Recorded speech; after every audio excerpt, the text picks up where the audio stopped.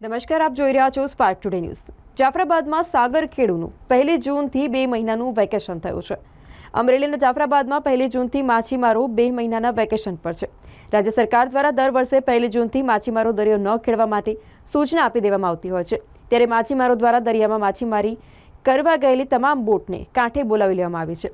માછીમારો આ 2 મહિનાના વેકેશન દરમિયાન બોટોને સાફ સફાઈ તેમજ દોડ સાધવા સહિતના કામમાં વ્યસ્ત થઈ જશે। આ ઉપરાંત લગ્ન, વેવિશાળ તેમજ દેવદર્શનમાં પણ જશે।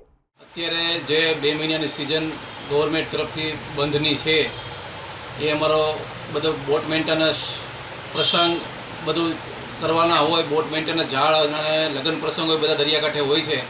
એ 2 મહિનાના ગાળામાં અમે આ બધું કરીએ છીએ। પણ અમે ગુજરાત ગવર્મેન્ટ અને કેન્દ્ર ગવર્મેન્ટને અમે એટલી વિનંતી કરીએ છીએ કે જે 2 મહિનાનો સમયગાળો છે 60 દિવસનો, એના બદલે હજી 90 દિવસનો કરે કાં 120 દિવસનો કરે એવી અમે લેખિત પણ આપવાના છીએ। પણ અમારું એક જ કહેવાનું છે કે ગુજરાત, મહારાષ્ટ્ર અને કેન્દ્ર શાસિત પ્રદેશ જે ગુજરાતને આવડી નથી, 3 રાજ્ય માટે આ કાયદો હોય, બંધ કરવાનું ચાલુ કરવાનું એક જ સાથે, તો આમાં અમે બધા સંમત થઈ શકીએ।